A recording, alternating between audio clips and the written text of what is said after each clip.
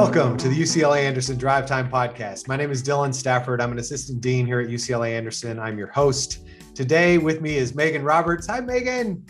Hi. We are 22 days in front of graduation for the class of 2021. Meghan is our student body president, FEMBA Council president. She has led her executive board through five glorious COVID quarters. Here we are in May of 2021, and she's done it with grace and dignity and style and a sense of servant leadership.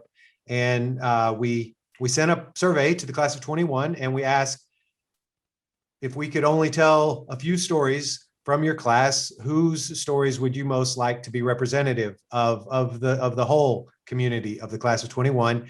And when Darcy and Samantha received the survey results back, and I saw that you were included, I kind of thought it was probably going to happen, but you never know. And I was very, very thrilled that, and just thank you for being willing to talk and tell the world, sort of your story before you decided to get an MBA, kind of how you grew up and your education and early career. And then obviously we'll spend most of our time on what's just transpired, and then the look ahead. And we have our lightning round at the end. So and to introduce you more formally, so Meghan is at NielsenIQ, formerly Nielsen, and her current role is an associate client director with Johnson & Johnson, the client service team. She began the program in section 4, the Tuesday night, Thursday night section, and then spent a quarter in section 1. So we'll talk about that possibly. For her field study, she chose to do the business creation option. And I think mostly we all know Meghan and her best friend Peaches, who you might get to meet a little later, because she really was, she stepped into the shoes of FEMBA Council president from Tharong Lal, our 2020 president last year, both of whom had the hopefully unique opportunity to lead in a time of a pandemic. And so with no further ado, hey, Meghan, how are you? I'm good. How are you? Nice to be here. I hope am my well. story is as compelling as my classmates apparently think it is. So we will see. We trust later.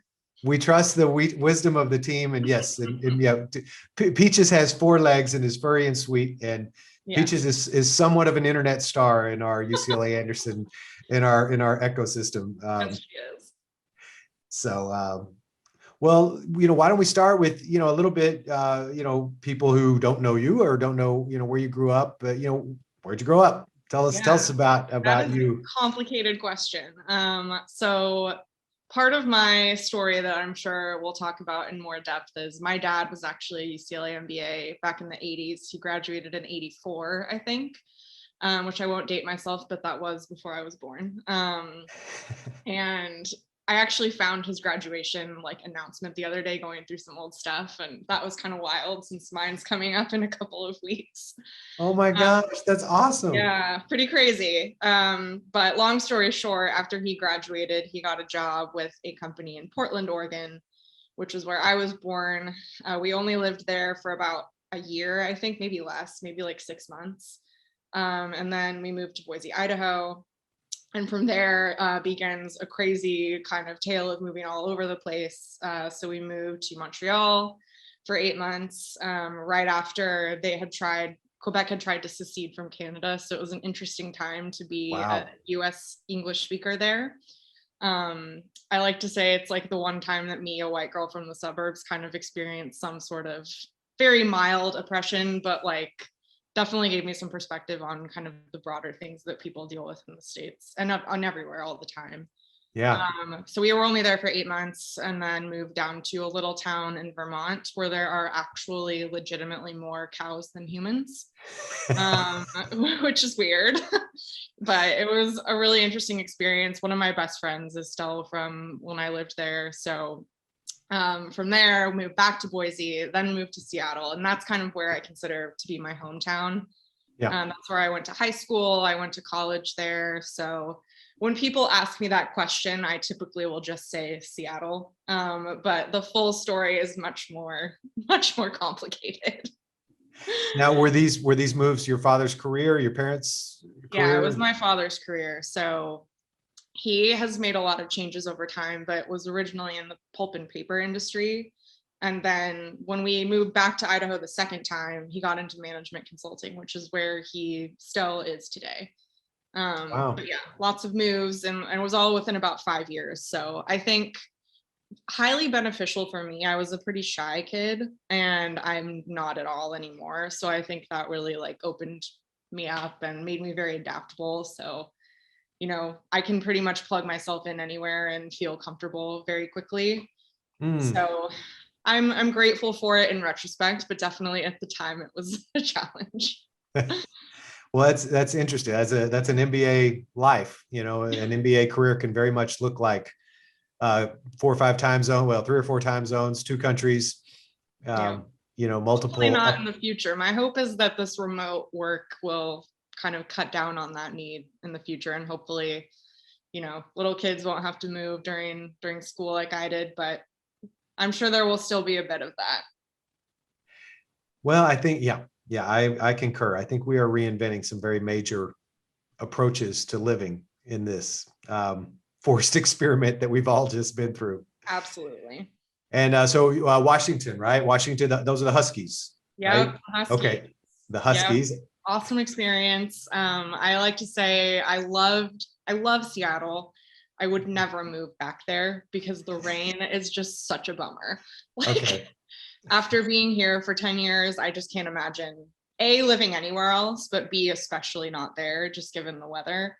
Mm-hmm. So I don't think my dad will ever stop trying to get me into move home, but I will forever fight him and visit him in the summer when it's nice out. Now, do you have any brothers or sisters? I have a little sister, and she's also here, and so is my mom, as well Oh, as a ton of extended family. So oh no, both his girls are down here. Okay. yeah, Yeah, okay. Yeah. So all right. So up and down. It's not too long of a flight. nah, it's pretty quick. Okay. And you studied business originally, I in did. undergrad. Yep. And I got into that for an interesting reason. So I don't think in high school I didn't have much direction on what I wanted to be when I grew up. And as a kid, I was like, oh, maybe I'll be a vet. And then I like learned that you have to like put animals down, and that was just like too much for me. I couldn't handle that.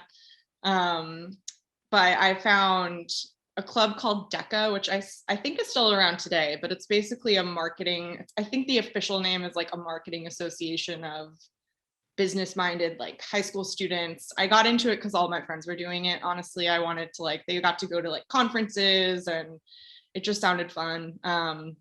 So I decided to join it, and I ended up really, really liking it, much to my surprise. I think there was part of me that didn't want to like completely follow in my dad's footsteps and be, a business person. So I think there was a bit of me that like didn't want to like it as much as I did. But I ended up doing competitions because I was really cool. I was on like the business club team in high school.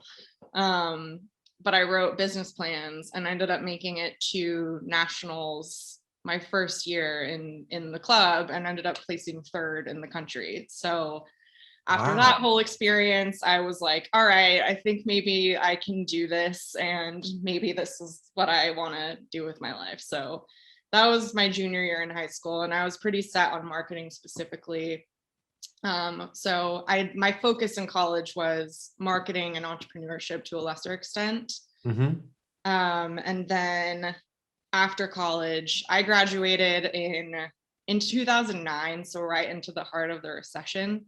Wow. I've joked with a few of my classmates who are about my age that we can never go back to school again, because the first time we had a recession and the second time a global pandemic. So like, sorry, everyone, we're done now. we've done this twice. The world Like, can't take anymore. I don't think we can do this. So no PhDs for anybody else. Anyway, so it took me a while to find a job. And when I finally landed, it was with an advertising agency in Orange County, which is where my mom grew up, and I have a bunch of family here. So it was total no-brainer. I always kind of thought I'd end up in California growing up because we would visit all the time. And because I moved so much as a kid, this was really like a place I always felt was home and was stable. And I remember every time we would come getting very upset at my parents that they ever left. And they would tell me, like, you wouldn't like it as much if you lived here, but I've been here for 10 years. So officially, parents, you were wrong. Yeah, it's hard to tell a kid that the place that has Disneyland and sunshine and the Yeah. ocean. Yeah, sure, mom, sure, dad. And Yeah. all my cousins, like all of my both of my parents are one of 7 children. So there's a giant family and almost all of them are here. So we had so much fun coming here as kids in the summer and just, hanging out with all of them. So Wow, that's kind of amazing. Those are big families. it's insane. Yeah. Very, very big. So when you say cousins, you mean cousins. Oh yeah, real. I think I counted once and I have 23 first cousins, and that's not including anybody's like kids or kids of kids and those kinds of things. So Oh, yeah. how great. Oh, that's fun. It's crazy. Yeah, cousins, cousins are a special thing, right? Siblings, there's a whole thing about siblings, and cousins are, like the best of siblings sometimes without all the drama. Totally. There was plenty of drama, but definitely not as intense as with my sister. So, okay, so 2009, wow, and here we are, 2021. Yes, so you've just timed it. If you're going to do it the hard way. Yep. So you looked around, you found something, you came down here, and then what was happening? When was, because you had said like, well, I'm inspired by my father, but I don't want to just automatically go that way. And then you're kind of discovering, oh, maybe you even have a knack for it with the DECA competition, and that's pretty cool to third place on a national competition. That's probably the coolest thing I'll ever achieve, and I still have the trophy. It's really funny. My best friend was helping me arrange my new apartment a couple weeks ago, and I've kept that trophy forever. And we were like, she's like, do you really need to keep this? And I was like, yeah, like I'm fine parting with almost everything else, but like I gotta keep that. So it has a place in my home. It's very like tucked away, but I don't think I'll ever do anything that cool again. It was just a really unique experience. I am proud of that accomplishment, but I have a different opinion about the heights that you still shall scale. Well, I appreciate that. Well, so when did the MBA? I guess the MBA seed was planted since forever. If you observed a parent, but yeah. like when did it start to be like real for you? Was it a mentor or was it your father? Or so I like to joke. I've had many conversations over the years with prospective students, and every time they ask me why MBA, why UCLA, I'm like, I have a really bad answer for this. Like, I think I've just always wanted it without even really knowing what it was at first. Okay. Just because, that's my dad credits it so much with how he was able to grow his career over time. And he was an electrical engineer, some kind of engineer before that. And so he made a complete career change. And so, I've always had a soft spot in my heart for UCLA and for the business school in particular. But, so I always knew it was something on my horizon. And, after about 3-4 years of working, I started to kind of think about it.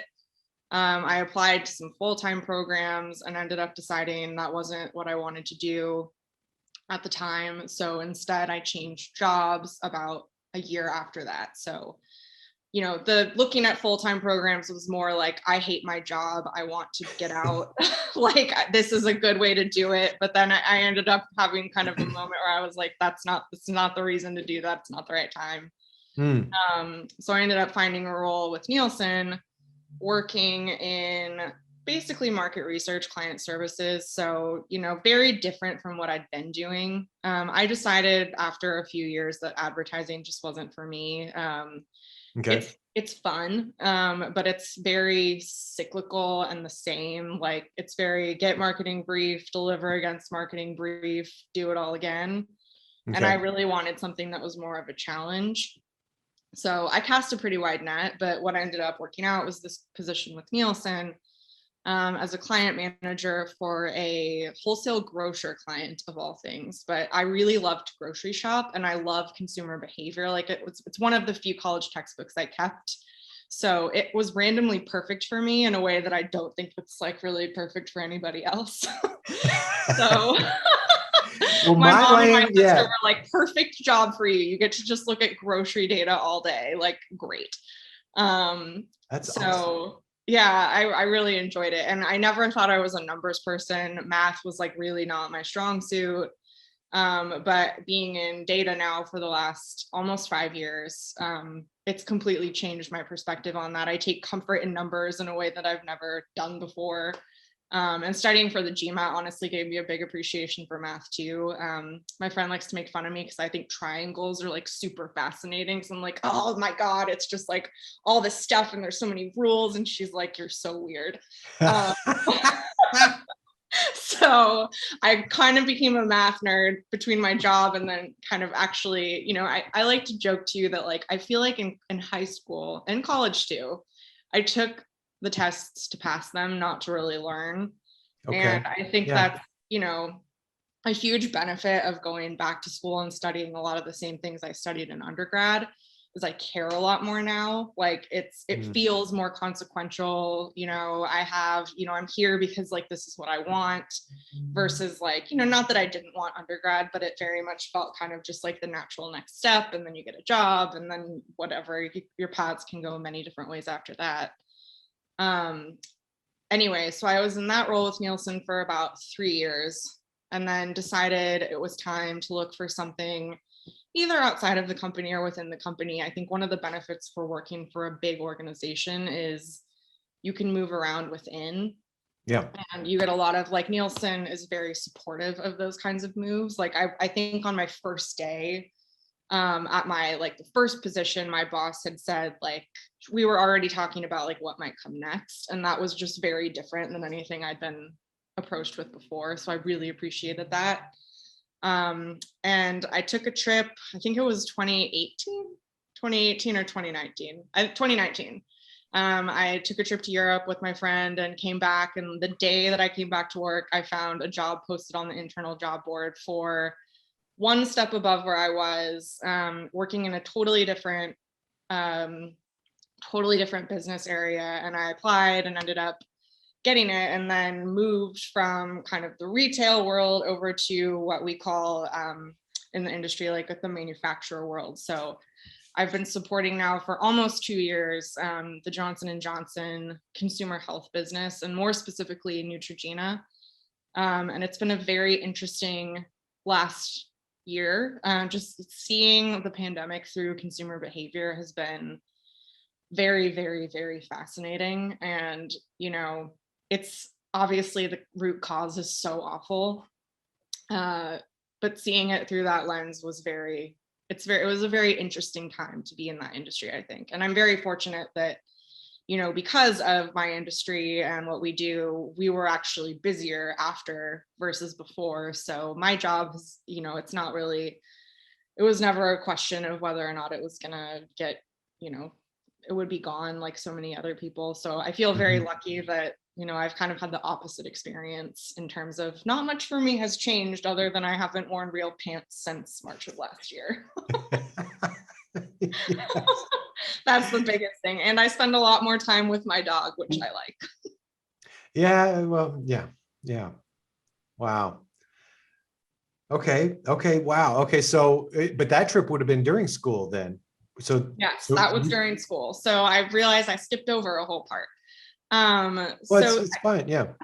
yeah, I ended up deciding, first I was thinking, back when I was younger, that full-time programs made more sense. But then, as I got into kind of a higher level, not higher level, but I was making more money that I didn't want to give up for a while. And I felt like I was on a good trajectory at Nielsen. So the right step would be to look into programs where I could keep my job. And for me, it was never a question of UCLA or anywhere else. It was, if I got in, I was going here. Yeah. So I would have gone to the other place, but luckily that didn't come to that. Anyways, so that was, I think it was 2018. I just decided was the right time. I'd been in my job with Nielsen for a couple of years and felt like it was the right timing. I was still kind of early enough that it made sense to spend some time on school.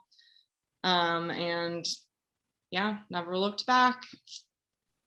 So walking in the door, we just there, excuse me, I can't get would you have framed your intentions as, enhance or switch or explore entrepreneur? It Yeah, was, I think, I was open to exploring, but I think I ended up, especially after making the second job jump within Nielsen, I was pretty content with where I was.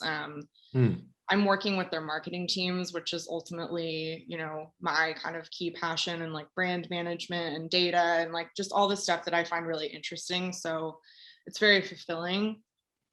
So as soon as I made that switch, it was no question for me that it was just going to be an enhanced journey for the rest of the time. So yeah, I would say I kind of came to springboard myself to the next level a little bit faster than maybe I would have organically gotten there. Was yeah. definitely kind of the key motivation outside of just personal achievement and having wanted to do this, for as long as I can remember. Only about half of that being when I actually knew what an MBA was versus like this thing that my dad did. Yeah, I get it. I get it. Yeah. So, okay. Yeah. So 2009 undergrad, 2018. So yeah, coming up 9 years. And then that's great. So the Johnson and Johnson accountability has been year 2 and 3 of grad school. So you had an enhancement happen, Yeah. your first year, at the end of your first year, and then that led to, due to the circumstances beyond any of one's control, that actually led to a very busy last couple of years supporting a client who was, I'm sure, their entire world was upended by the change in consumer demand for toilet paper and every other thing. Yeah, Not to definitely. mention, medical supplies and yeah. Okay. But Neutrogena within the Johnson and Johnson mother brand. Yep. Which I didn't realize they were owned by Johnson and Johnson until I got the interview. So that's today I learned. I mean, not today, but a while ago. But yeah, I did make the enhancement during. And I think, I will say I didn't get the job because of connections to UCLA, but I did have support of a couple other classmates who either had worked there in the past and had connections there, or were currently interning there, who gave kind of the person who's now, I call him my client boss, gave him a good recommendation from me. So I know that helped.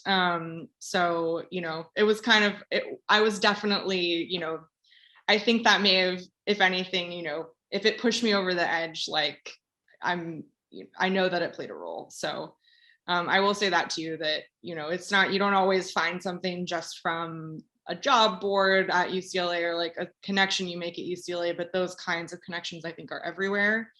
And, when I talk to prospective students, that's one thing I say is, especially if you want to stay in LA, you're going to have a connection to every company that's here. And if you don't know someone, you'll know someone that knows someone. And, it's just like, that is really like, the value just keeps paying off over time because of those things.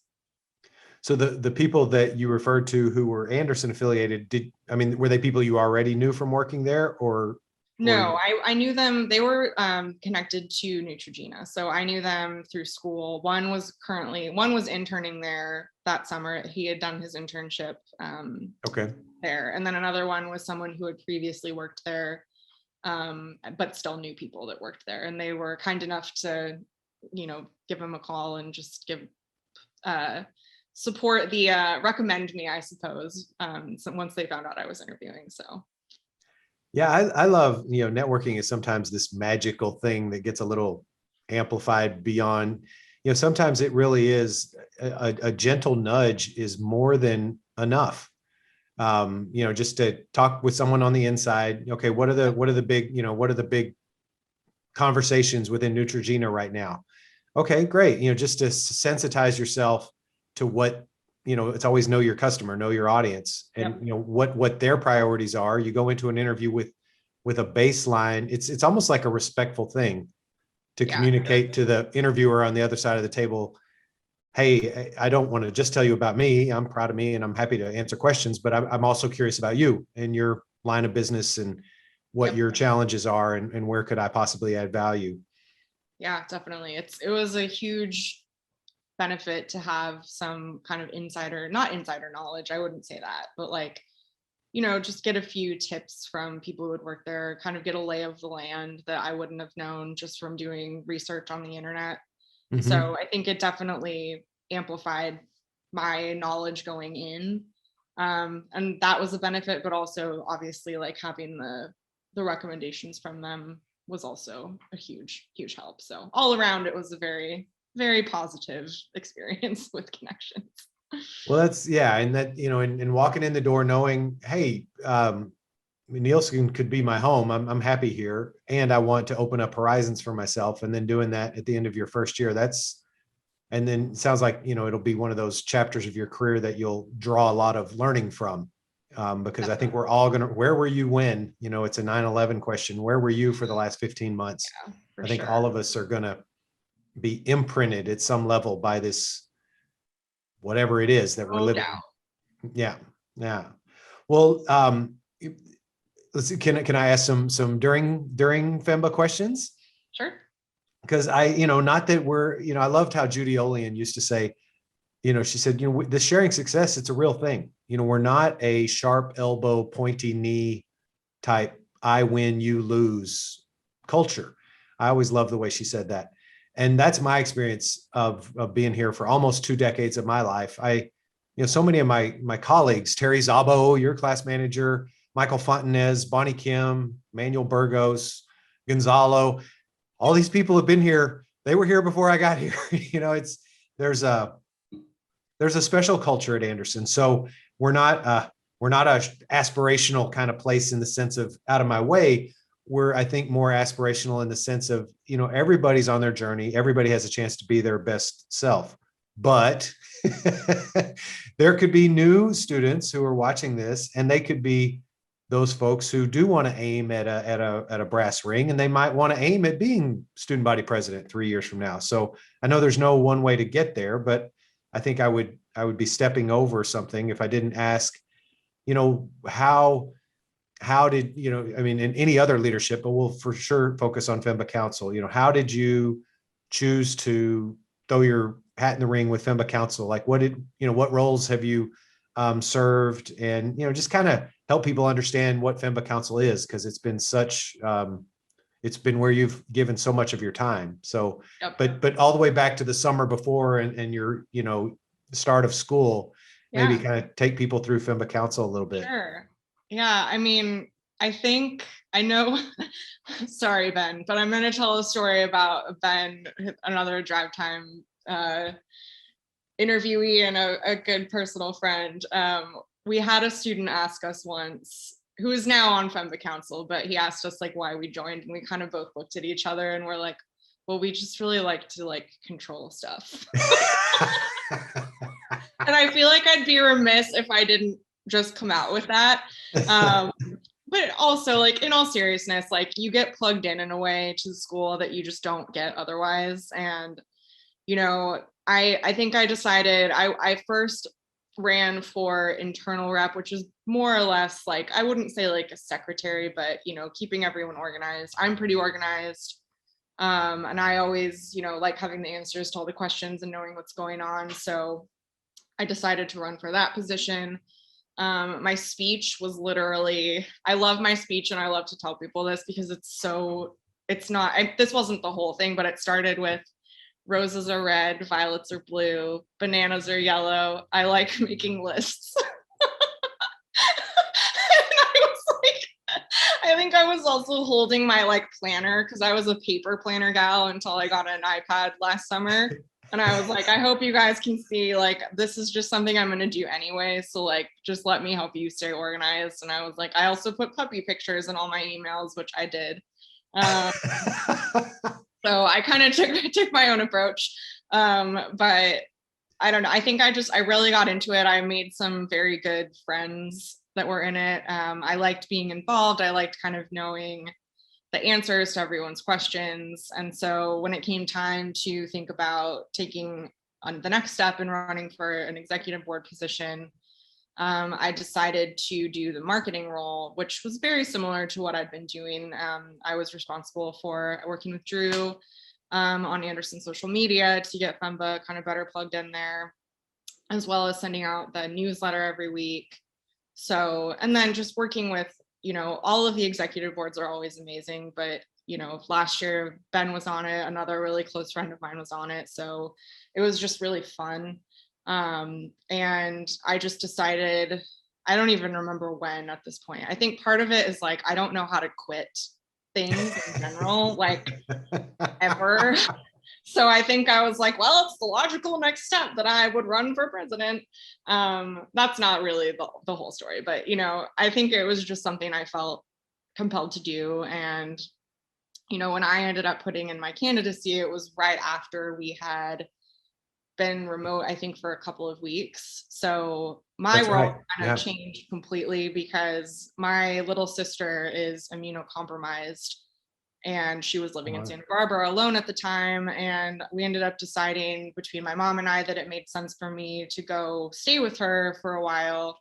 And I wasn't sure how long it was going to be, like, just to be there to kind of be her liaison to the outside world, if you will. And this was right at the beginning of everything. So we didn't really know what we were dealing with. Like, I was still sanitizing like a cantaloupe and like, like rubbing the doorknob with like disinfectant every time I went in and out. So I ended up being there for 3 months, which is crazy. Yeah, pretty nuts. Anyway, that's a long side note. But when I, put out my candidacy, I was in Santa Barbara with her.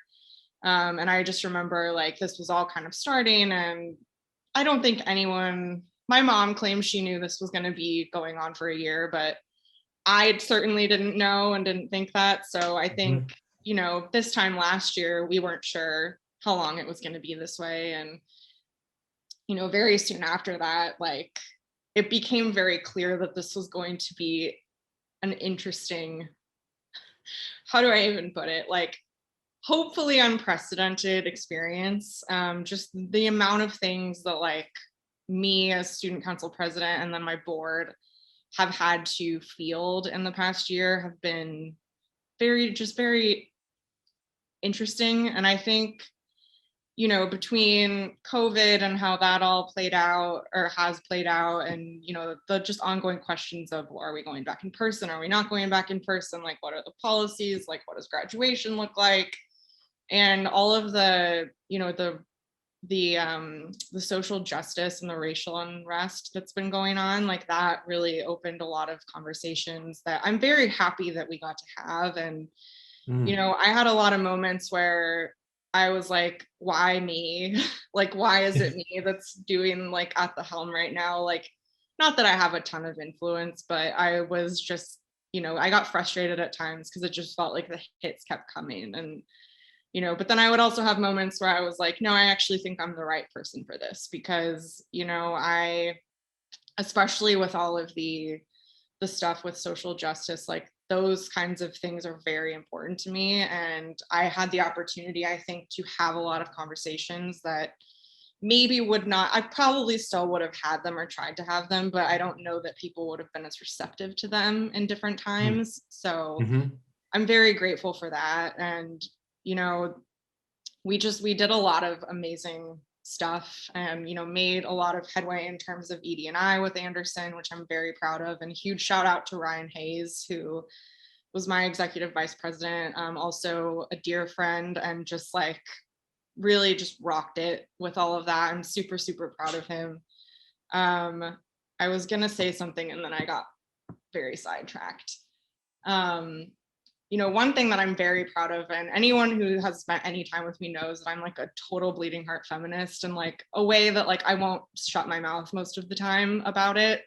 And I would do that in class sometimes too. Like, if something came up in a case that I felt was particularly, male leaning, I would typically try to say something. And we had a book that we had to read called The Goal that was in our operations class. And I literally, from the first day I picked it up, I was like, this does not portray women in a way that like I'm super jazzed about. And, I don't think that was the general perception. Like, I'm very perceptive to those kinds of things, just given, that I'm a woman living in this business world where, I've been fortunate to all the organizations I've been with have been, pretty equitable in terms of male female representation. But even Anderson, like sometimes I would count in a room, like a classroom, how many women were there. And I was always in the minority. And so, for me, that meant like, well, this is my opportunity to really embrace this and like kind of point things out to people that maybe they wouldn't see because we live in a patriarchal world. Anyway, that's all connected to the goal because we ended up actually getting it removed from core curriculum by just making a lot of points about how, you know, if Anderson claims to be this equitable place that's focused on increasing the gender parity, but you're, you know, supporting this book that has very outdated standards of women, like those things feel very counterintuitive.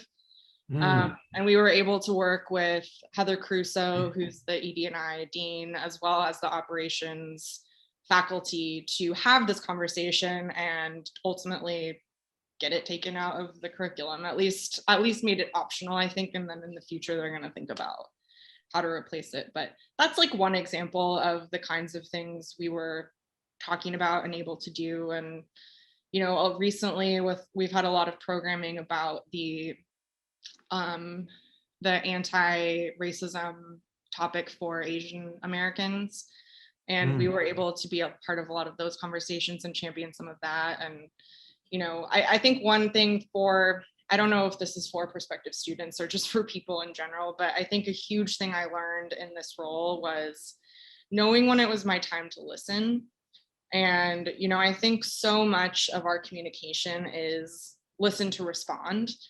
And there are certain times when I was in a room where I just had a very acute feeling that was not, my voice did not need to be heard in that situation. Like there were times when it did, but there were also times when it was my turn to just kind of sit and absorb and listen. And, you know, I think that's a huge part of leadership that often gets missed. Because I think people have a perception that they need to dictate everything and know everything. And, you know, none of us know everything. So I think leading with that kind of vulnerability is something that I strive to do. And I hope that will be more encouraged in the future, especially given what we've all gone through. I don't even remember what the original question was at this point. I'm a rambler, so. Well, no, it was, you know, you have a very special perspective on FEMBA Council. And so I for an aspiring person to know, you know, A, what FEMBA Council is, B, possibly your pathway. I think you've spoken to that, and then, you know, some of your key accomplishments. Anything else just about, because I was in student council in high school. And then I remember I kind of skipped student government in college at one level. I was in, because I thought, well, I've done that already. And I always want to suggest to people, especially people who've been leaders before at other levels of their life, to give FEMBA Council a chance, because it's just different, because people have jobs, people are full-grown grown-ups. So if someone asks you, well, is FEMBA Council like student council or something, how do you describe, like, because I think FEMBA Council is somewhat unique. You know, it's its own, FEMBA's kind of unique. So it's a little bit of, it lives in this context specifically. But if a person were just trying to evaluate, oh my gosh, there's 50 clubs and organizations, you know, where am I going to spend my time? What might be the pitch for FEMBA Council from your perspective?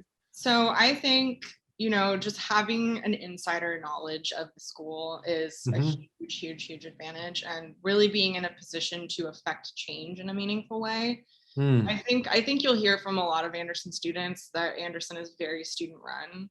And so, you know, that's a benefit in the fact that we are listened to. And, you know, if we have opinions, which I definitely have opinions, you know, there was an open door to share them and they would actually be considered. And I think too, like, you know, having line of sight to like school leadership is really, it's cool. And like, you know, I think it's, you know, a whole different level of networking when you like know the dean personally, and, you know, things like that are just kind of cool. And, you know, I think, what else can I say? Like, I definitely think too, the kind of people that end up in FEMBA Council are very, like, for me, a lot of my friends ended up doing it just because I find the crazy people who like to take on, you know, a lot.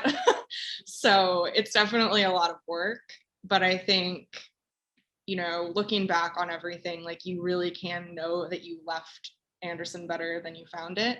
And Yeah. that's not to say that it's bad, but I think, there's a lot of ways to do that. But I decided pretty early on that FEMBA Council was going to be my only extracurricular, if you will. I wanted it to get all of my attention, because we do have limited attention, especially, job, school, like this is one more thing. It's another hat that you wear.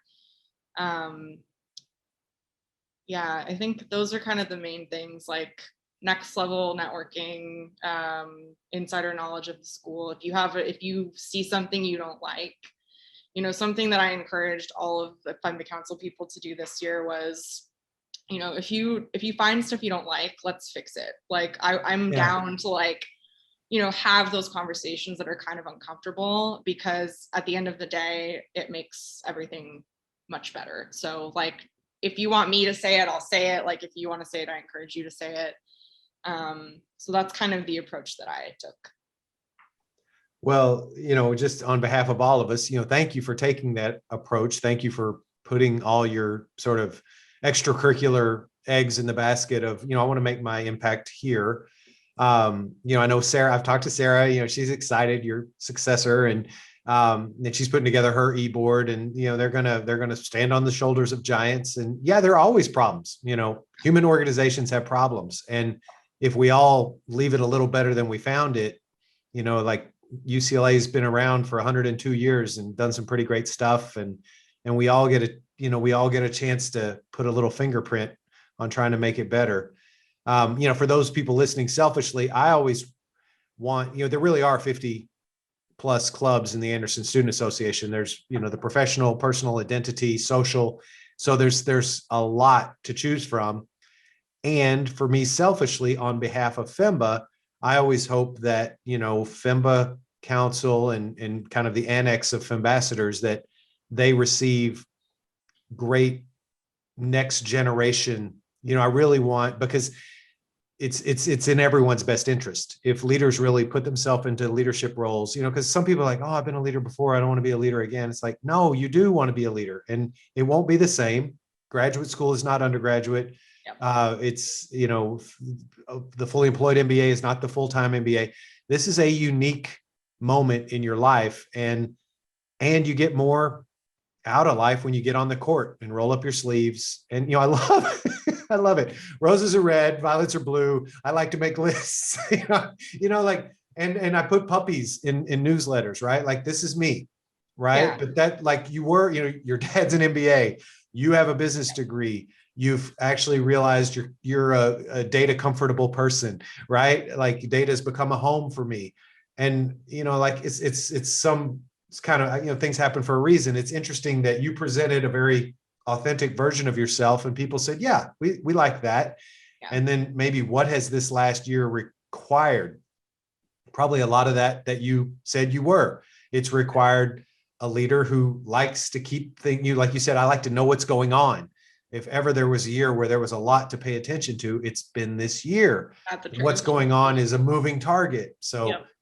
But it's really in FEMBA's best interest that FEMBA Council and FEMBAssadors are always healthy, vibrant, because all the other clubs are great, but FEMBA Council is the only club that has a breadth of responsibility with, each and every no one left out. We have 900 students. That's a lot of human beings, married, single, older, younger, local, far, quant jocks, haven't had quant since high school. We have this incredible diaspora. What they have in common is they trust us. They're willing to make a big investment of time and money and effort. And, we want, just like any organization, we don't want to meet expectations. We'd like to meet expectations, and then with an aspiration to exceed expectations. And I love observing council generation in, generation out, because it does, the enterprise is the navigation, the course, there are tweaks, small and large. And, Gonzalo, well, have we done a survey? Every day, what do the students say? That's just, you're always hearing that in staff meetings as we're interfacing with faculty and dealing with constraints. And so, just thank you. Thanks for giving it your all. Yeah. Yeah. No, it's been I don't know if I would say the last year has been fun, but it's certainly been eye-opening. Not necessarily, I don't even know how to describe it, honestly. I think it's its own thing that will just never be again, at least I hope not. But one thing I want to touch upon is you mentioned like putting forth this very authentic version of myself. Like I came into Anderson not wanting anything about me or my life to like materially change. You know, I was like, I'm not going to lose any friends. I'm going to keep, you know, at the time I was taking cello lessons. I didn't want to stop doing that. I didn't want to stop doing like anything I was doing. I was like, this is going to be like a Herculean like time management, but like, damn it, I'm going to do it. And, you know, I think that's something else that I tell prospective students all the time, because I think there's this sometimes, you know, when I was even going to FEMBA recruitment events, people told me like, you're going to lose friends, like all this stuff. And I was like, no, I'm not. Like, I'm not going to do that. You know, maybe some people do, but like not me. And, you know, part of that is a testament to like, my friends are incredible. Like, you know, I'm very, very lucky to have found a friend group that's so supportive and challenges me and shares my values. And, you know, I think that made it easy because they were so supportive. And, you know, I also met them in the middle. Like, you know, I tried not to use school as an excuse unless it really was. But, you know, being in FEMBA, I never sugarcoated who I was. And I found for the most part that that was received well. And in general in life, I find that that's received well. So, you know, I think coming into an MBA program, like one of my favorite movies is Legally Blonde, and I watch it like once a month, like all the time. And there's one scene in that movie where she's like on the lawn with like her little dog and all of her classmates, and they're like going around like talking about what they've all done. And some of them are like, I like graduated high school at 8, like whatever, like 14, like I dewormed orphans in Somalia. And she's like, I don't know, like I met some celebrity in a Fred Siegel once. But I joke that like that's kind of how it feels sometimes, is like you're like, oh my gosh, my peers are like so incredible and like they've done so much cool stuff, and like what have I done, you know? And I try to encourage people to like not think that way, because everyone's probably viewing you that same way. And at the end of the day, like what you've done and what's on your resume and what's on paper is not who you are. Like, you know, I remember coming home from my high school reunion and my dad asking me like specific questions about people, like, what are they doing for work? Like, blah, blah, blah. And I was like, I have no idea. He's like, you didn't ask? And I was like, no, I just didn't care. Like, you know, I'm much more interested and in general, I'm not a good questions asker, which is something I'm trying to get better at, honestly.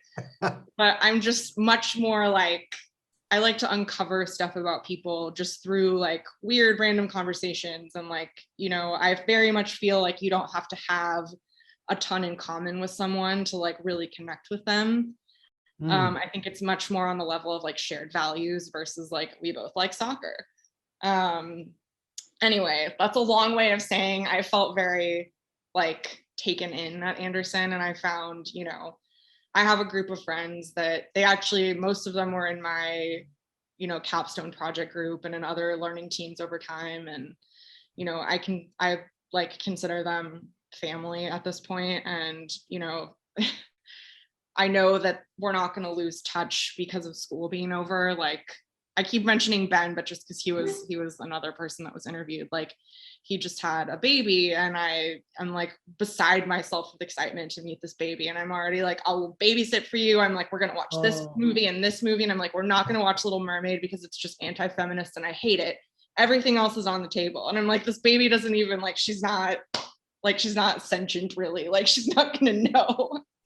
Anyway, so I think the moral of all of that is like, to a prospective student, like, don't be intimidated by your perception of everybody else, and don't let that change who you are, because ultimately at the end of the day, you're going to enjoy the experience much more if you are just yourself versus trying to fit this like mold of what you think a business student or a business person should be. Thank you. Yeah. Thank you. Yeah. It's like a monologue. No, it's great. It's great. Yeah. Ben Rovner, he's the other summer spotlight. Yeah, Isla. Oh my gosh, she's gorgeous. So yeah, that's the Ben who's been referred to a couple times. Now you got to listen to Ben's story too. Yeah, sorry, Ben. No, he was so generous. He was on day 5. Isla was 5 days old when we interviewed last week. I know, she was early. He texted all of us and I was like, oh my God, she's not supposed to be here for like another week and a half. And, just the generosity of spirit, because babysitting is such a, it takes a village to raise a child. And I'm very excited to be part of that village. I'm like, I have a baby to spoil now. So I'm just gonna, I have their address now. So I'm just gonna start sending random things. Oh, I love it. And just to underline, I appreciate your sense of yourself. And yeah, if anybody ever heard at a recruiting event, you're going to lose friends, that would have hopefully not come from our staff, but that could have been a volunteer's actual experience. And there are constraints, right? There are 168 hours in the week, and each hour gets really precious during FEMBA. But I love when you make a claim for your life, I'm going to bring my pre-MBA friend circle into my MBA friend circle, and I'm going to have overlapping Venn diagrams, right? Oh, yeah. These friends are going to meet those friends. And as anybody, sorry to interrupt, as anybody knows who's like been to an event with me, I roll in with like at least 3 people every time. And, we like friends from like Anderson have like other friends' phone numbers, and like they know each other, because that's always been important to me. Like, yeah, for one, it's like easier for me because I don't have to maintain like different worlds, but also like the people that I tend to get close to are probably going to like each other. So, it's bringing them together has been really fun. I've really enjoyed that. I used to I would bring like tons of people to every event, and I miss those. Yeah. Well, it's going to come back. Yeah, we're close, June 15th, and we're close. I hope. I'm no scientist, so this is me as a human being, but I hope we're close.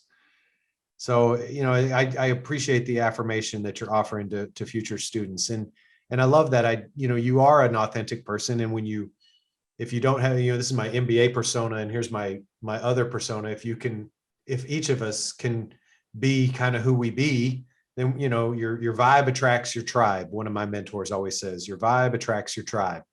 And that's the cool thing. Your new FEMBA friends, they're fascinating human beings. So your pre-Anderson circle is only benefited, because here goes Meghan, and now she knows Ben, and Ben's an interesting person, and like now we're switching phone numbers, and everybody.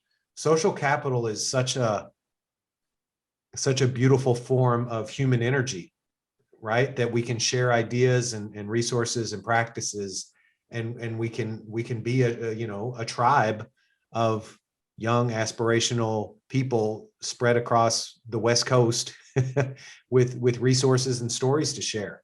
I love that. Yeah, it's been really fun. Super, super fun. I was gonna say one other thing, and I think I forgot what it was. The other thing too is, I like to keep perspective and think about like, yes, what I'm doing, getting a graduate degree, is hard, but it's also not like I'm not curing cancer. Like I'm not, I'm not aspirational to the point that like, I think there's sometimes an attitude of like people thinking that they're like really, really cool because they're getting a graduate degree. And while I don't discount that, like, I do think it's important to remember, like, a lot of us are able to be here because of a lot of privilege, and a lot of, we've had the right people building us up this whole time. I hate to lose sight of like, basically, the village that like got me here, but also, I don't know. I just think keeping that kind of perspective is important, because I think it's very easy to get caught up in like, I don't know how to put this in a way that doesn't sound like I'm like trashing graduate school, because I'm really not. It's just, I think just keeping that kind of perspective is very important. And I guess I'll just say that, this is one, again, I'll just say like, what you do is not who you are. And I think, that's something I'm super, super passionate about. And I don't know, just I would hope that everyone can kind of internalize that, and keep their head on straight, I guess. Yeah. Margaret Shee, our former, before Miguel, our prior senior associate dean, she had I don't know if she said it with your leadership foundations, but that undergraduate, you're introduced to the life of the mind, but a master's degree, you're actually intending to master a domain, and you're going to practice, and just a learning humbleness, a beginner's mind. But there is I'm striving for excellence, but I'm who to compare me to is me yesterday, right? It's, and I think that part of, my time, I was the second youngest person in my MBA cohort, and I spent my time feeling like everyone's younger brother, younger, slower. It was not a pleasant experience. It was good for me, I guess, in the sense of growing pains. But a part of my commitment is always, yeah, like you said, it's a challenge, but it doesn't have to be, it doesn't, it should be building us up, not breaking us down. There's people do it every kind of different way, right? But my commitment is I want people to, share these stories, to listen to these stories as they're considering the journey and mapping out their time and energy. And yeah, I remember my friends from my graduate degree journey more than most of my classes. There are about 3 classes out of the 20 that I took that I still refer to, but mostly it's the friends and the experiences that surrounded the whole effort. So, yeah. Absolutely. Well, could we, because you did the business creation option, because you were an entrepreneur, in undergrad, could you tell people a little bit about, because business creation option, super quick, we have mainly two, there's even some other, but most people for the master's capstone experience either do the global access program or they do the business creation option. Probably 75% do GAP. That's our historical program. And then business creation option, the last decade has really come on strong as a new and different pathway. And it gets, I think, slightly stronger every year is what I observe. But it even has possibly more moving pieces because of the pre-courses EVI. Could you just tell people a little bit about why you wanted to do BCO and maybe some of the salient points? I'm going to bring up Ben again. Here comes Ben. Here comes Ben. So I've said this before, I think in other interviews that people may have seen, but I really thought I was going to do GAP. I like traveling and I like international stuff. It's always been there was no question to me.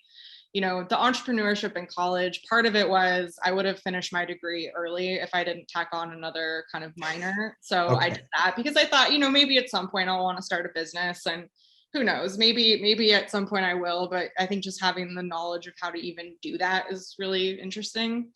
But Ben wanted me to be on his team because he was like dead set on BCO. And I was like, I don't know, like maybe, like, I was like, I don't want to commit to anything. And then finally I was like, fine, okay, let's do it. Let's do it. And honestly, I think that's another piece of advice I would give is let the people guide you versus the content, I guess. I had an amazing team for BCO. It's probably the best team I've ever been on, and I think all of them would say the same. We just we were all very equal in terms of how hard we wanted to work, very much the same attitude in terms of work hard, play hard. Before school was closed, we would just post up in the library or in the breakout rooms, not breakout rooms, whatever those are called in real life. Oh my God, I don't even remember.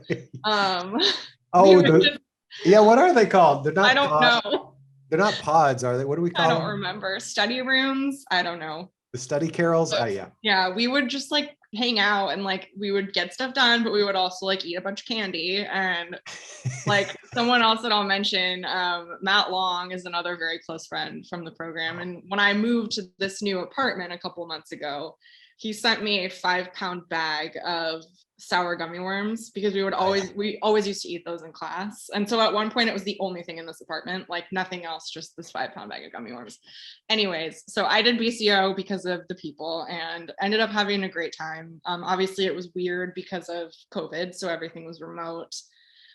We also changed our idea at the very beginning, which I would not recommend. Oh my. So what Dylan was mentioning, there's prep courses you have to do. So one is kind of learning, it's where you start to kind of formulate your idea and have a lot of interviews with people to learn more about it. And then you kind of take that idea into actually developing a business plan. So by the time you get to the BCO, you have already done all this work and you have a very good foundation. Well, we decided that we wanted to try something else. So in a week and a half, we put together a completely new pitch deck and got approval from the BCO, from Jeff Shinerock, who leads the Capstone projects.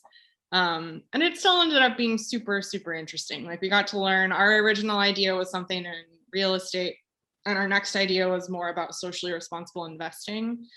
And Wow. we had the opportunity to talk to just tons and tons and tons of industry experts and learn a lot about that, which I honestly, like, I'm not the most financially literate person in general. And so I definitely didn't know about all the ways that you can invest in a socially responsible way. Super, super, super interesting. But yeah, I mean, I was very led to that decision by, again, the people. I think everyone's experience with that will be different, but if you find the people that you really connect with, like, let that guide you and the rest will come together. Oh, that's great. Yes, yes, everyone. And well, and we have a Voice of FEMBA interview with you about BCO. Yeah, So that's we why can I put think that. I mentioned that there too. I was like, yep. Yeah, I've heard it, but I haven't heard it in 4 months, but we'll put that link in the show note, just because that's more of a specific Q&A that we have recorded. Anything else, just, peaks or valleys, or, like as you're reflecting, here we are 22 days before commencement. Yeah, I mean, this year has been so odd. And, I think there are a lot of good things that have come with it. And, part of that is another thing that I would tell prospective students, especially who are thinking about delaying from starting last year to starting when we would potentially be in person again, is you're getting a lot of time back with being online. So you don't have to commute, like you have a break between work and school, and like that's a positive. And there are a lot of positives we can find from the last year, right? Like we've not been driving our cars as much, which is good for the environment and good for like our cars, which aren't depreciating in value as much. And we get to spend more time with our pets, and there's just been more time. And I think that's critical as someone, a FEMBA student who is very strapped for time in general. I was stressed out and anxious for a lot of the last year, but I think I found moments to be like, wow, I'm really grateful for like this extra hour that I have, or like the fact that I can sleep a little later than normal. And, I can wear pajamas every day. It's great. Like there's just, I think it taught me like, there was a lot of work I had to do. Like I'm very much a person who processes things at the end. Like I will get sick at the end of every quarter because I just push myself so hard. And then it's like, okay, I'm done now. And then I get a cold. And so being in this state of kind of perpetual flux was very, very challenging for me because there was no end date. And I was like, well, I can't process this now, but like, I can't wait. So like, what do I do? So, a definite, it was hard. And I think, I hope all future students don't have to go through that again. You won't, because none of us will go back to school, and that's only when these things happen, right? So, Yes. but I don't know, like, I feel like I'm a broken record, but really all of my best experiences were with friends. And whether that was, doing end of year stuff, like at the end of my first year, we had a Section 4 picnic at LACMA, which is where Arun works. And that was really fun. All of like the Halloween parties and all of that stuff that will definitely be back by the time, the new students are there. Those are the moments, like you said, like we're not going to remember the classes. I mean, hopefully we remember what we learned, but the thing I'm going to remember from class is like eating gummy worms with Matt, right? Like it's not like I can't like picture in my head what's on the whiteboard. So I think, that's definitely all of my highs were from that. And, the stuff I talked about with FEMBA Council, like I'm just very proud of what we were able to accomplish in the face of a very challenging set of circumstances. And I just, I'm very, very proud every time I think about everything that group of students was able to do. And, in a time when everyone's baseline is anxiety and stress, and then on top of that, you have a job, and on top of that, you have school, and then on top of that, you have the student leadership position, like to still be able to do that much is really, really amazing. Yeah, I think that's kind of my rambling answer to that question. I think Arun may have shown the picture from, well, he showed a picture of when did you go to when Pierre played the cello at LACMA? Yes. Oh, I love that. I'm like a very, very cello novice. And so when I found out there was like a professional cello player in my section, I was like starstruck. I was like, oh my God, like I can play like a couple of notes, but you can actually play songs. It's amazing. But yes, I did go to that. Okay, well, I think Arun showed that picture. There's a beautiful picture with I don't know what the name of the installment with all the the street lamps. You guys are all standing there. Pierre has the big white case for his cello, and yep.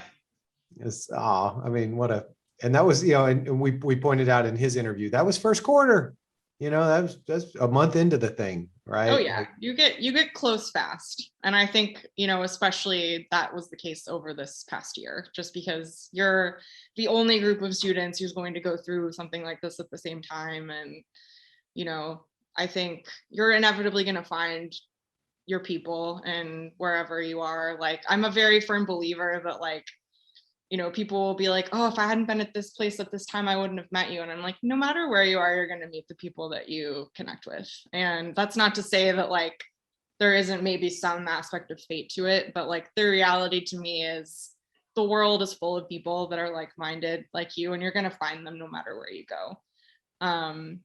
So that's my bit of weird wisdom. Hey, we'll take wisdom any way we can get it. So, well, as here we are, we're coming up on graduation. As you look ahead, what are you looking forward to? Oh man. Well, I think I'm looking forward to resting for a while. I think I'm not good at it, but I'm going to try to like take a couple of weeks at least to just really lean into doing nothing. I might rewatch Breaking Bad, so that might be my activity. We'll see. But I think too, just with everything kind of opening back up, like, I'm looking forward to more international travel. I typically do that at least one big trip a year. I'm looking forward to hanging out with my friends inside again, which effectively starts today because I'm 2 weeks post second dose, which is exciting. Hey, so very happy about that. I think, career-wise, like I really, really enjoy what I'm doing now and, in the realm of, data and marketing. So I definitely want to stay on that path wherever that happens to take me. I'm looking forward to getting back into like reading for fun and, playing the cello more again. And there was one other thing I was going to mention. Because I spent time in Montreal as a kid, I learned a lot of French when I was young. So relearning it is pretty easy, not easy, but easier for me. So I'm going to try to relearn that, but after giving myself a break, because I definitely need that. But I'm also not someone who relaxes well, which I'm sure is surprising given, my very light schedule. So I'm sure I'll find ways to fill the time. I'll probably get involved in more. I've been kind of planning nonprofit events on the side or some sort of involvement in those since undergrad. So I want to kind of get that back up and running, but really just looking forward to like having my evenings back and my weekends back and, I don't know, like it's exciting. I think it's a huge sense of accomplishment, especially, not that it's any different for me, but because it's something I've, had my eye on for such a long time. Yeah. I think I want to just kind of let that sense of accomplishment also sink in and give myself enough time to do that, because I'm not great at doing that either. Yeah. Yeah. Yeah. Yeah. We don't just move the goalposts and start chasing the next thing. Let this one soak in a little bit. Yeah. That's the hope, the plan.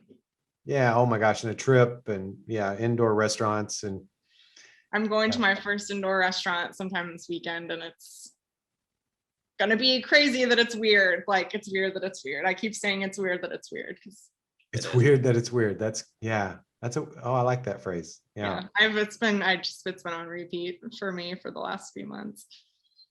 Oh.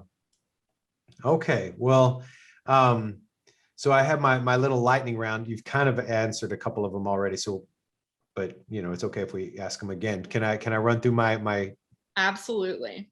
All right. So, and one of them's maybe the first one's not exactly so quick, but the rest of them are a little bit quicker. So, one thing that people always are asking themselves, I think, consciously, unconsciously, explicitly, implicitly, is, just how do I gauge the return on investment? And there's a lot of ways. So, from where you stand here, coming up to commencement, how do you look at, I made this investment in myself. How do I evaluate the investment from where you are right now? Yeah. So I have a couple answers to this. I think a couple of them are, I always joke with prospective students that I went back to school so that I had money to buy better shoes.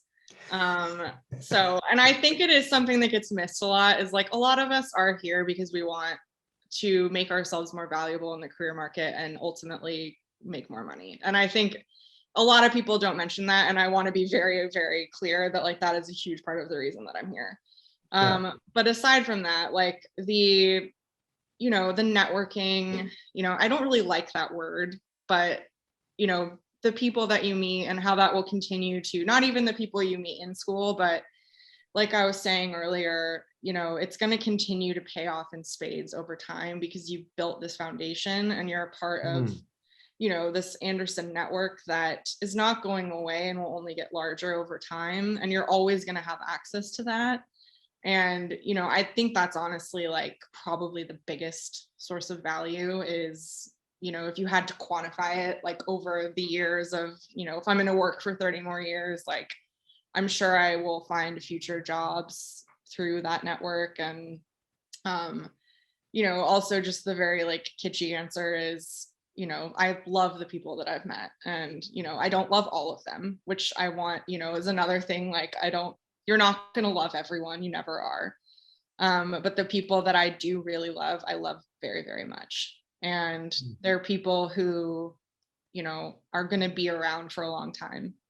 And I think, that's not like an ROI necessarily, but it's definitely like, I've heard people joke that they're paying all this money to make friends. And partially, I think that's kind of true. That's not obviously the end goal, but like you do make so many more friends. So I think those are kind of my highlights in terms of what that means to me. Oh, I love it. That's well said. That's well said. This one you kind of maybe already, you guessed I was going to ask it, but I'll ask it again.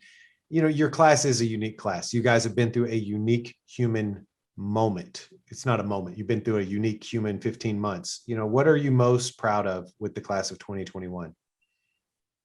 This one is challenging. I think there are two camps. Like a lot of people handled this really well. I think a lot of people didn't. And I think that was one thing that made it hard as in a leadership position, is there were just people who, I'm sure it was a mix of like, everyone was anxious. And so, I've tried to be a lot more empathetic in how I take the way people like criticize or internalize things, that it's not necessarily the situation, it's the response. But I think, for the group that I'm, the vast majority of people were extremely adaptive, and, we learned very quickly how to embrace an entirely new world. And, it was not easy. I think I'm very proud that we're graduating, like, not that anyone wasn't going to do that, but it's pretty crazy that we're actually going to get to do that in person, since that's been a bit of a moving target. So yeah, I mean, I think there's probably, to be honest too, I haven't like spoken to a ton of people that I'm not like super close with, just because the proximity has not been there. But so I think a lot of things that people, that I would be potentially proud of everyone as a collective, like I probably don't even know. Yeah. So I want to acknowledge that too, that, whereas I have line of sight to a lot of things in school, that doesn't necessarily distill down to an individual level. But, we're going to be the only class that had to do so much time, not so much time on Zoom, but definitely like, I think we did it in a unique way, in the sense of where we were in our, like, it's like half in, half out kind of, which no other class will really have. Yeah. Yeah. And yeah, maybe you said this one, but I'll ask it again. What are you looking forward to most post-COVID? Sleeping. So, everything I said before, I don't think there's anything to add. Like, I'm looking forward to just getting back into stuff I want to do. And travel is a huge one, because that just hasn't been on the table. And the other thing, I did not mention one thing. I have really missed chance encounters with other people's dogs, and I'm very excited to have those again, because they're just, brunches or patios or whatever. Like, I was constantly like meeting dogs before, and I haven't met a lot of dogs, and that makes me sad. So we still have to see Peaches. We can't get out of here without. I'll get her. Don't worry. Okay. All right.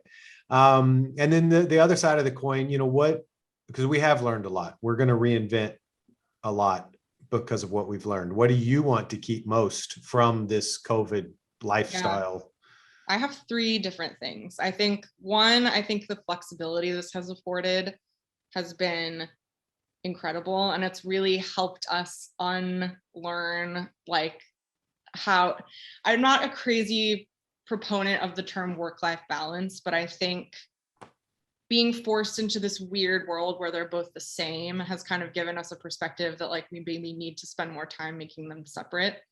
And I think, the flexibility for, I guess this kind of goes into my second point, which is, I think this has done amazing things for people with disabilities. And, I bring my sister as an example. Like, she's got a chronic illness. So, and hers is an invisible disability, so you wouldn't know by looking at her. But being able to attend everything remotely has just made everything so much more accessible to her. And, she's made a lot of comments that, like, this has been really amazing for the disabled community, because, they were always told, like, you have to be in an office or you have to be here at a certain time. And, like, this whole time has proven that that's not actually true. Right. So I hope that continues. I think the other thing is just the focus and the more outspoken nature of, like, mental health and how that's been affected by everyone. I've struggled with anxiety my whole life, and I didn't really start to acknowledge or treat it until later. And I think, that's been just on the tip of everyone's tongues, and something people are actually speaking about with a lot more candor. And I hope that continues too. Oh, wow. Yeah. Okay. I hear it. Yeah. Flexibility, access, and then our own mental health and the environment we create for ourselves, because a lot of it. Yeah. Okay. Thank you. A favorite productivity hack? I geek out on this stuff. I love it. No, I don't know that I have a hack. I think, like, very, very thought out time management will save you. And so that's not really a hack, but just, like, be organized. I guess the other hack would be I can't study when it's quiet. I can't do anything when it's quiet. I hate silence. So I listen to music constantly, and I really, really like classical cello. So take that as you will. There's lots of great Spotify playlists for you if that floats your boat. So that's probably the closest thing I have to a hack. And I still haven't done this, but Maxine referred to smoothed brown noise. Do you know about that? No, I will have to check that out. It's her hack. It's, there's white noise, but it's actually, there's something called smoothed brown noise that is very helpful for her to mute background, Hmm. neighbors, leaf blowers. So I every time we get to this part, I keep remembering, but I haven't had a chance to look it up yet. So Interesting. that's one from a fellow summer spotlight nominee. A quick note to the class of 2024, our next generation. Anything you'd want to say to those guys, those people? Time management will save you again. I think too, like what I mentioned before, just let the people guide you and don't come in thinking this is going to change who you are. It'll change what you do, but it shouldn't. I hope it doesn't change who you are. And I think you can be very intentional with how you approach that. And also like make time for fun, because I think that's part of the time management piece. Like part of the reason that I was so diligent about my time management, partially it's because I'm an anxious person. So I just like to put things in boxes, but also like it allowed me the time and the freedom to grab drinks with friends or take a weekend away. And I think if you don't do that stuff, you're going to go crazy. So like, there's no doubt, like you will burn out at some point. So just get ahead of that. Perfect. All right, couple more. Teri Szabo, your class manager. She's been here since my day one, and she was here before that. She's about to retire. So any words for Teri? I did not know that actually until I saw that in the notes. So that's very exciting for her. I guess I would just offer a note of congratulations and, thank her, especially for the last few weeks with all this graduation stuff. I know that's been insane. So I can't imagine how crazy this last year has been for her. So a breast well deserved. Oh, thank you. All right, this is my fun. If Harry Potter, any character, male or female, human or otherwise, who would you be and why? Oh man, I really don't know. I saw this one and was like, man, I really have no idea. I don't know that there's anyone I like really identify with. The only thing I thought of is like Luna Lovegood, because she's just kind of crazy and weird, but like I don't think I'm quite that weird. So I think it would be like between her and somebody else. I'm just not sure who else.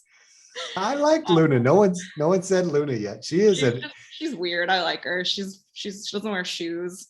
I don't know. She's crazy. I don't know. The Nargles. Excellent. Okay, and then originally section 4, but later section 1. But your original section 4. If they were a house in Harry Potter, which house do you think they would be? Oh man, that is an interesting question. When I originally read this in the notes, I thought it was what house I would be in. So that I don't know, but I think my dog would be in Slytherin. So I think I would want to be with her. She's cute, but she's kind of evil. Like she's got a little, I call her like a demon. Anyways, you guys will see her in a minute, but oh man, I don't know if there's, I guess the one like quality I would say about section 4 is like, we just loved to have fun. And, we're super, super social. Like we all got along great. So I don't know if there was like a Hogwarts house that like liked to party, but whatever one likes to party would be us. Very good. All right. And then I got my little mascots back here. So this is the new question. So we call it a Bruin Bear Hug. You get 3. So a first is, an acknowledgement to a faculty member. Who would you like to send a bear hug to faculty wise? Oh my God. I guess Dean Freixes for sure. Just given the amount of, he's done so much for students that they don't even know, that I'm sure I don't even know, with all of the craziness that was COVID and contingency plans and then dropping those and then making new ones and all of that. So definitely Dean Freixes. Oh, I have known him since I started here, and I've had I've worked for him since 2007. And I did a podcast with him way back when. He's an amazing human being. And I have observed, it's hard to not, it sounds like I'm kissing up to my boss, but I think he was the right person for the moment, because if you know his life story, his family was forced to flee Cuba. They arrived in Inglewood in the early 50s with everything they owned in 2 suitcases. And they had dear friends who were killed by the regime in Cuba, the Castro regime. And now he's, one of the leaders of one of the most important schools on the planet. And the amount of stop start change that he has done on behalf of the whole school. Because he had the faculty when it was like, hey, we're going online next week. Yeah. He scrambled and got the Zoom drills going, because half the faculty they knew what to do, and then the other half only had ever taught in person. I mean, he's been change adaptive out of the gate and ever since. So Agreed. I think it was one of those. Churchill was who England needed to get through World War II. It was one of those kinds of things in my observation. Okay. A bear hug. The next bear hug is for a friend in Anderson or outside of Anderson. Who would you like to send a bear hug to? Oh man. I have two very, very close girlfriends. So I think definitely them. Mila and Courtney. People who know me or have listened to this have definitely met them. They're both just like so supportive and like remind me of the shoes that I want every time I get stressed about school. Literally. So I'm very, very grateful for their friendship and their support.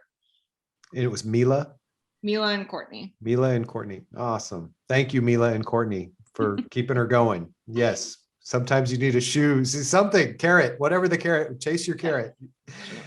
And the last bear hug is to a family member. Who would you like to acknowledge? Both of my parents. They both have helped me so much in financially and emotionally with this journey. And I know they're both very proud of me, and I'm just very, very grateful for all of their support. And I acknowledge how so much of what I've accomplished is possible because of it. So definitely the two of them. Awesome. Well, thank you, Mr. and Mrs. Meghan Roberts. We appreciate who you sent to us. And it's what a beautiful thing that your father is a graduate of Anderson, 1984 model. And now, what's that? I think he's 84. Okay, yeah, well, yeah. Earlier model, and now there's a brand new 2021 sitting in the garage. Yeah, there you go. Well, those are my questions. I think Peaches needs to make. Yeah, I will grab her. There she is. She's I hate Zoom. Well, for a puppy who hates it, she has been quite the star. I know, that's why it's funny. I'm like, I don't think she likes it very much, but here she is. Oh, what a perfect. Aw. Yeah, we've had more time with our pets. My little best friend. Yeah, there'll be mental anguish with the pets when we start to have to leave again, because I'm sure they're so dialed into our rhythms. She's pretty independent, so I think she'll be okay, but we'll see. See. She's kind of, she does her own thing. She's my little introvert who just likes her alone time. She's a star. I have seen her on many a town hall and everything. She makes an appearance on everything. I think I'm probably going to end up making some sort of slide or video for graduation, and I'm sure she will be on that. So she never has to make an appearance at every moment. Well, any last words? Last words are yours, Meghan. No, I don't think so. Just very much looking forward to things getting back to normal and graduating, and it will be a good summer. Well, yes, things are going to get back to normal, and it will be a good summer, and everyone has earned it. And I hope people do, like you say, take some time to sleep and rest and reflect. And, thank you so much for accepting this nomination from your classmates. Thank you for your servant leadership. The 3 years, really, you put all your eggs in the FEMBA Council basket, and we're better for it. And, thank you for all the partnership. I know you did get a lot of unscheduled calls from Gonzalo and all of us this year. It's been management, real life edition for all of us. And thank you for the partnership you and your e-board have brought to doing the best we could with this crazy hand that we were dealt. Yeah, no, appreciation right back at you and everyone, for sure. It takes a village. Well, thanks everyone for listening. This is Meghan Roberts, class of 2021, and Peaches. And, her class thought that her story was really an exemplar of the best of the class of 2021, along with our other summer spotlight. And thanks to my team, Darcy and Samantha and Drew and Raymond, and we have a new member, Graham and Manny, in the background. So thanks to everybody who makes this possible, and thanks for listening. And we look forward to having one more interview, and we will have completed, and then we'll get them all produced and get them up this summer. And hopefully people can benefit and write their narrative based on these wonderful examples of how to maximize grad school and how to really get the education and develop the friendships and have the experience be the best it can be. So thanks, Megan. This has been fun. Thank you very much. Thank you.